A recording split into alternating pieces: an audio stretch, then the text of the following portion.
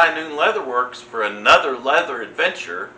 And today we're going to be doing a new project, and we're going to be doing a credit card pocket holder.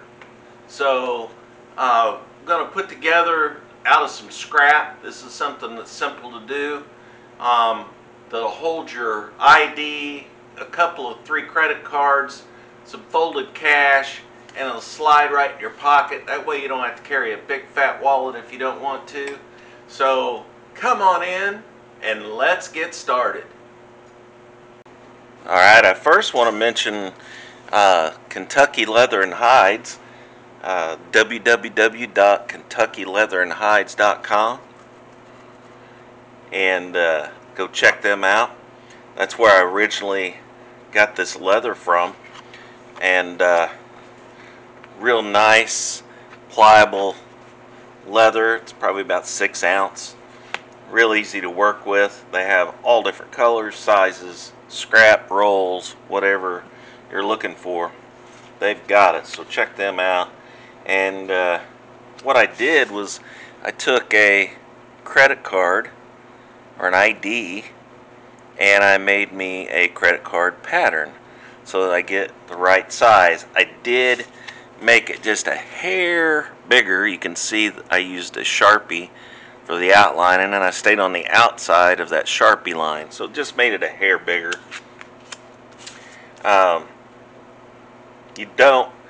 I've found in the past you don't want to make these too small, because then it won't expand as you try to put more than one card in, or slide some cash in or something like that.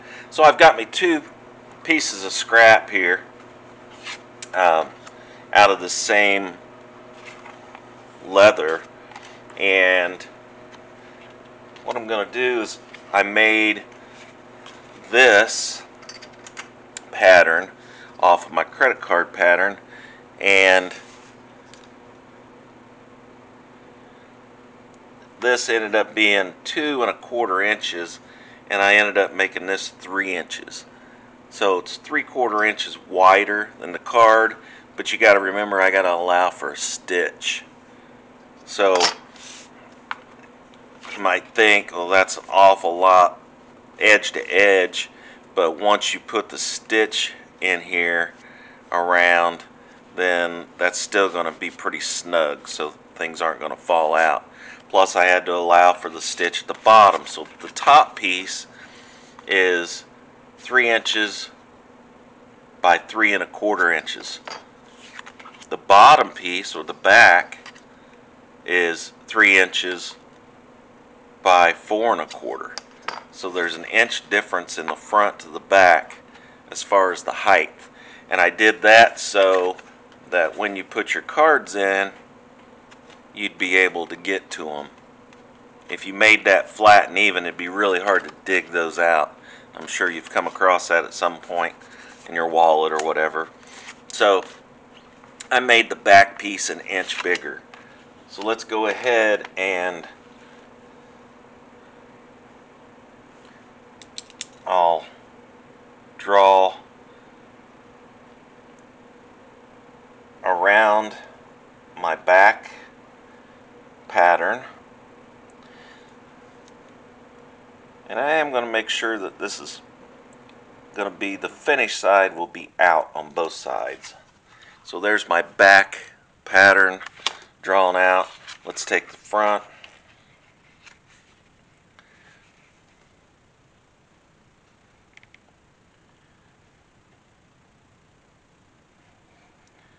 I'll do the same.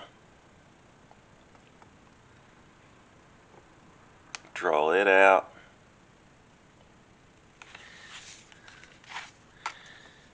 And then I can go ahead and do my cutting. Now, I am going to use a straight edge for these straight sides and the top and the bottom. Then I'll cut out the corners. I just think it makes it for a sharper cut, especially for this lighter weight leather. it seems to work pretty well for me.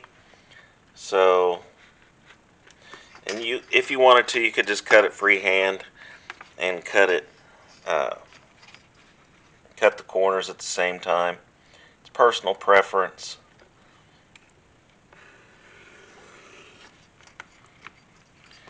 And then I'll turn it around one more time. Cut this top or bottom edge.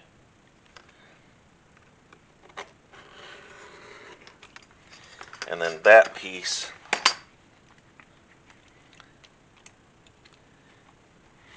can come out. Again, that would be the front. We'll set this aside. We'll do the same with the back piece.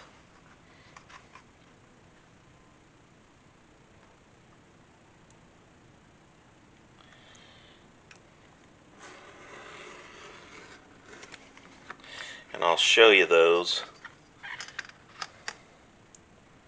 as soon as I get them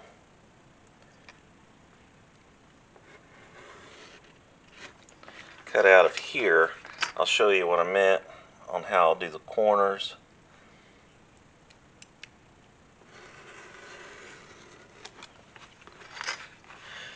Once you're moving pretty good, if you're doing several of these especially, you can get these cut out really quick.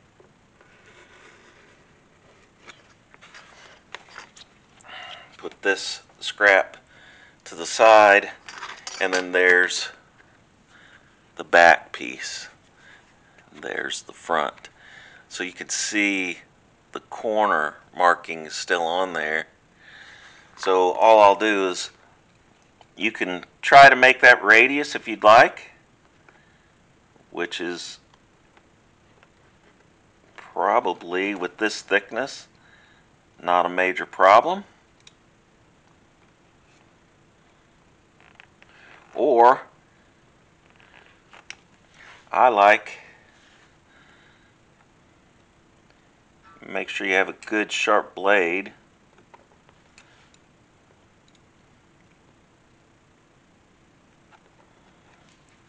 And what I like to do is I'll take several angled cuts around that radius,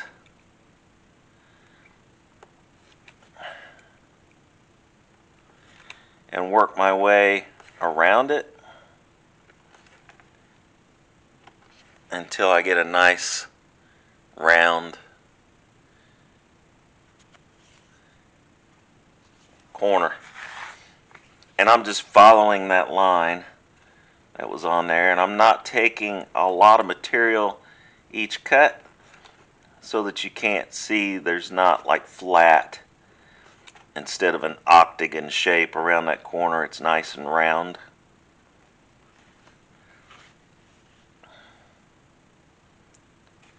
And this makes it fairly easy to do these corners instead of trying to freehand them. But again, the key, in my opinion, is making sure, see how quickly all four corners are done. The key is make sure you have a good sharp blade in your knife.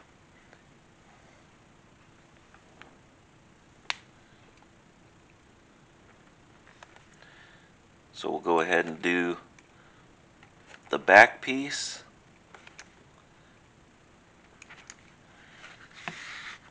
And you notice I keep scooting those small scrap pieces out of my way so they don't interfere with anything.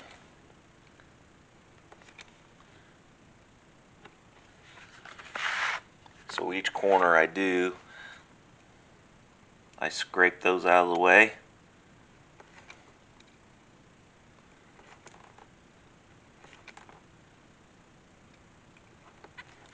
And I talk about these self-healing mats a lot. Keep your eyes out. If you go to flea markets or yard sales, garage sales, I find several of them in a year's time at flea markets and yard sales and garage sales. I pick them up 75 cents. I just bought one the other day, and it looks like it's hardly used. So I use them until I can't use them anymore, and then I replace it with ones I've picked up. But you can pick those up fairly inexpensive. So there's the big one. That's the back. Let me get rid of my scrap off my work surface here real quick.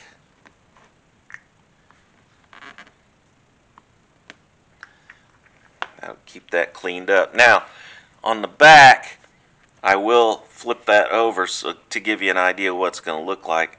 It'll have the unfinished side on the inside. So it'll look like this. So the front and the back will look the same. The inside, where it's more suede, feels like a suede, that's going to be the soft side, will be the inside. So the next thing I want to do is take my grooving tool, and I've got it set at about 1/8 of an inch, and I want to groove down, and I want to be very careful as I go around the corner and turn my leather as I continue grooving, because I want that stitch to go around that corner evenly with the straight edge.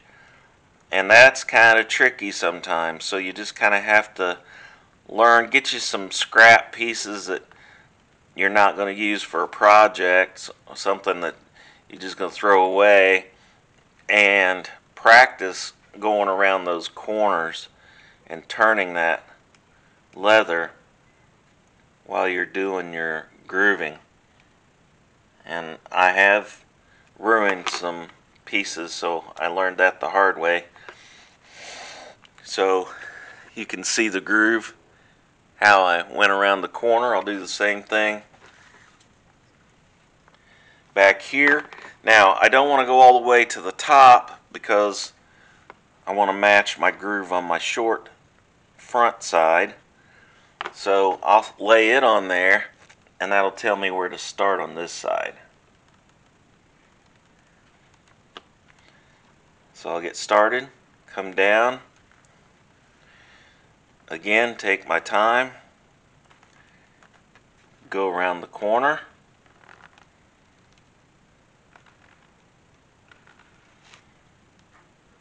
you don't want to make too sharp a turn, so you want to take a little off at a time, just like when you cut the corners off and rounded them. You take a little at a time.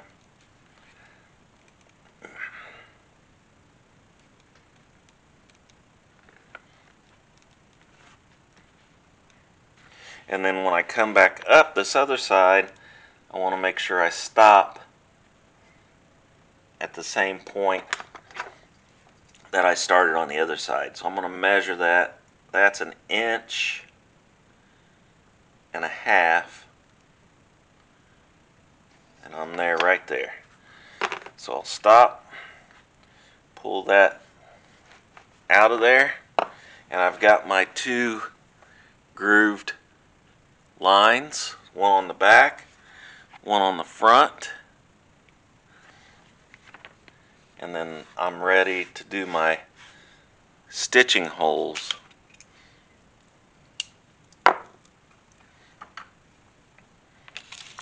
So I'll take a scrap piece of leather,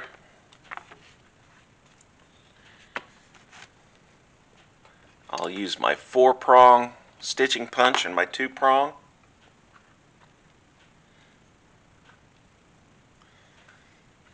and I'll start at the top here.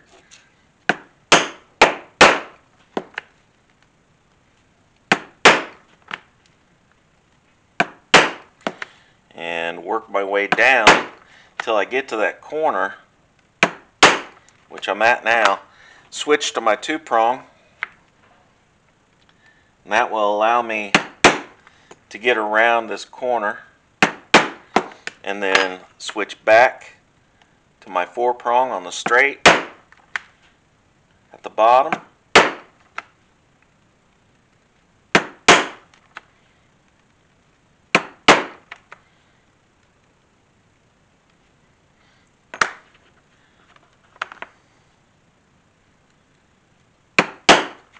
Now I need to switch to my 2-prong again, go around this corner.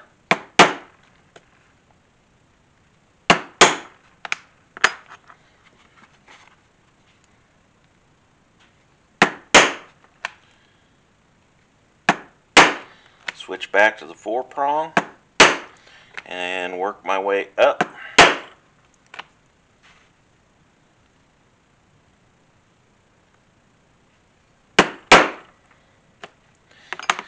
So that piece is punched, ready to go.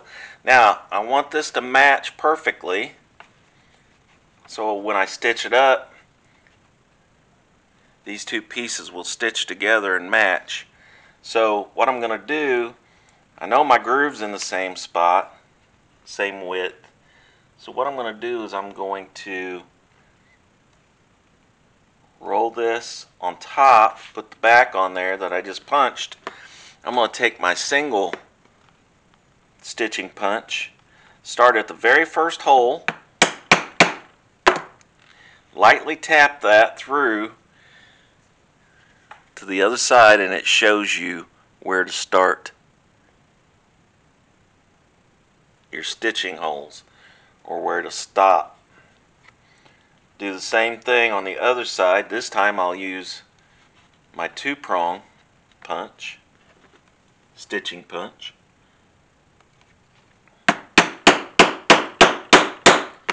And I would have used another one, but I didn't have another one hole punch. So there's my 2, there's my 1. So that tells me exactly where to start and stop so that it matches up perfectly with the back. So again, I can flip that over.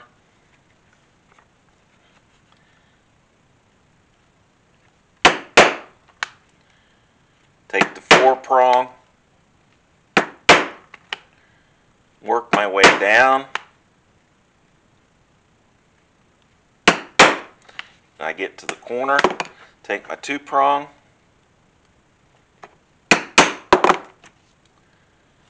couple of those. That gets me around the corner. I can go back to my 4-prong.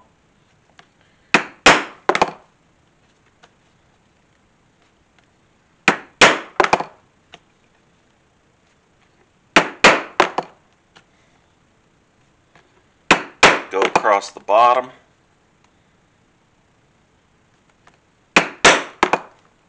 Switch to my 2-prong, get around that corner. And then I can go ahead and finish it out with my 4-prong.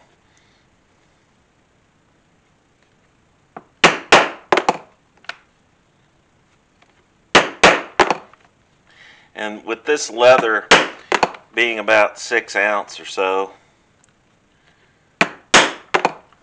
it doesn't take much to get through that. And then I end up with the last 2 holes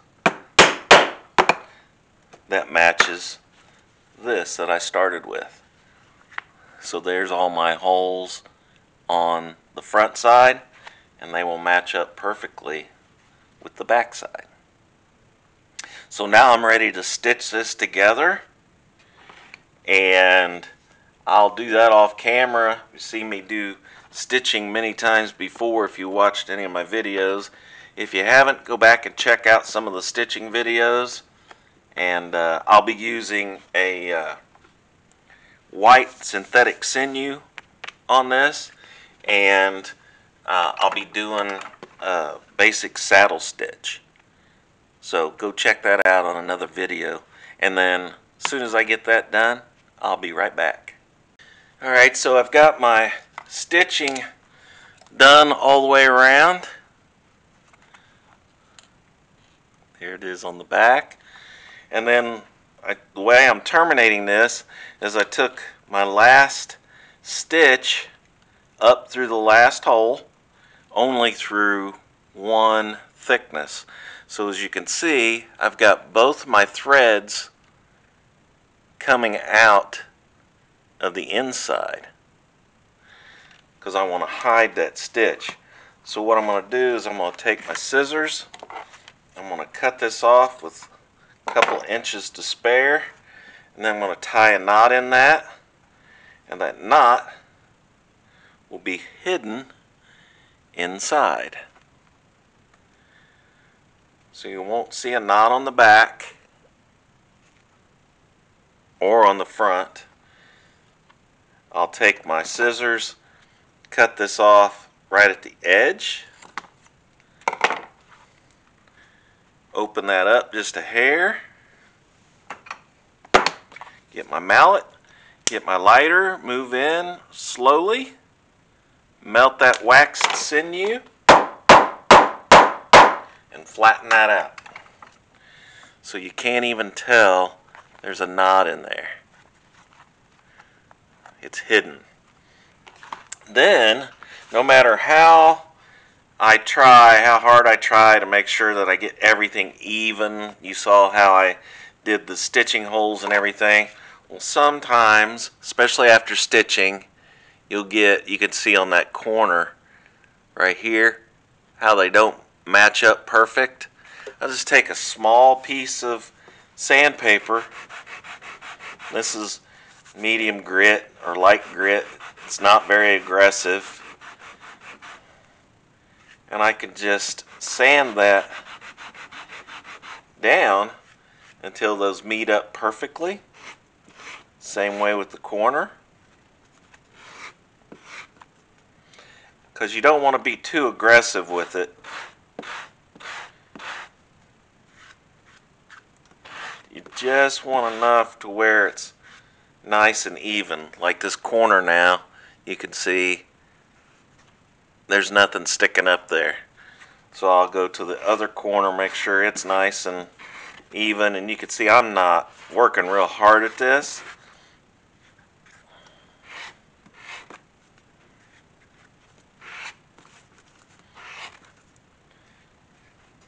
And it's making it real nice and even.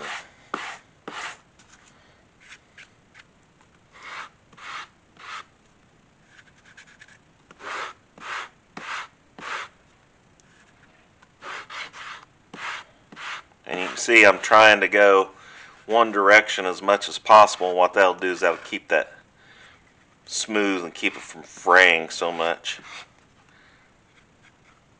Okay, so that takes care of that. I've got a nice, smooth, even edge on both of those. Now, since this is pre-dyed, what I'm going to do is I'm going to get me a couple of rags.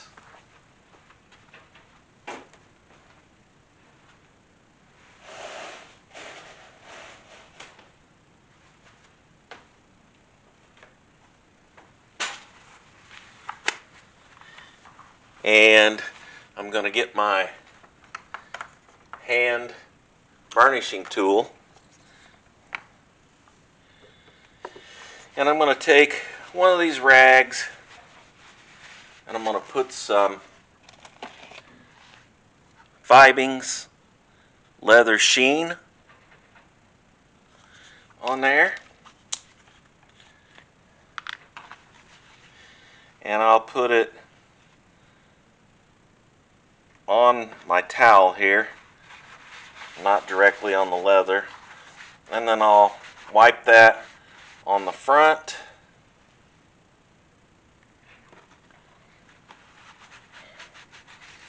And I'm being fairly liberal with it. I'm not being stingy at all.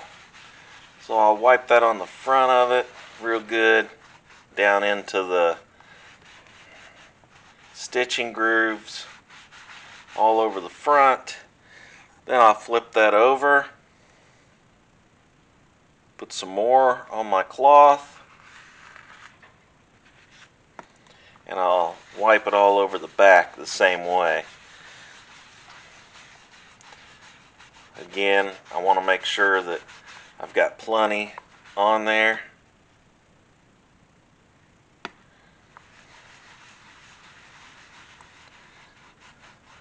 And this sheen will make it, just as it says, it'll give it a little sheen, a little shine to it, but it'll also protect it some. So So let's go ahead and coat that. Then, while that's drying on both sides, I'm going to fold my cloth over a little bit, put a little bit more on there and let that soak in. And then I'm going to do the edges. And I'll show you why I'm going to do the edges with this sheen.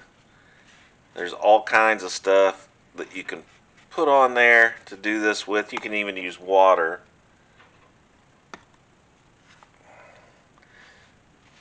But I'm going to use this sheen so that I get a little bit of shine off of it too.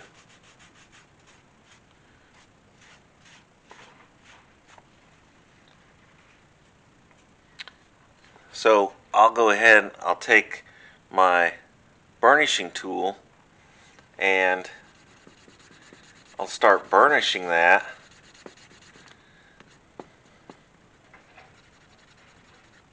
Edge as that's drying. Remember, I did sand that down so that it'd be pretty even.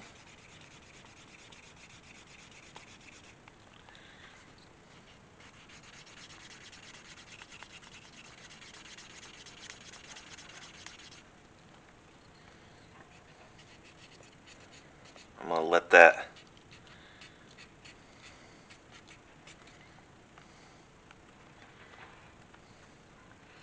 dry a little bit more while I take my dry cloth and start buffing the front and the back where I put my sheen.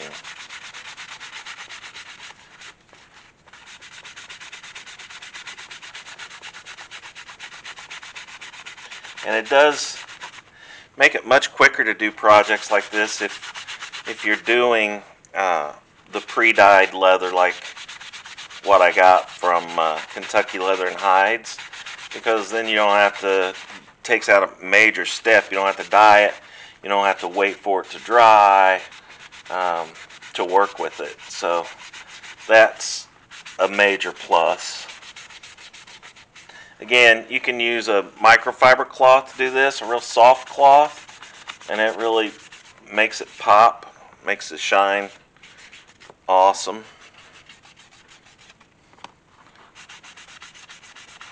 Nice thing about a microfiber too is it doesn't leave any residue, like some of these towels can leave a little fuzzy residue on it.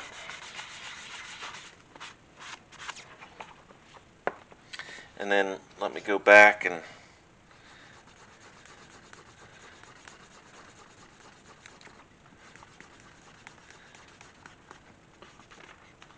hit the edge again.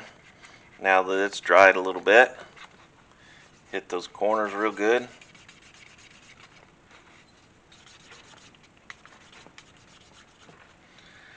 And then hit the top real lightly.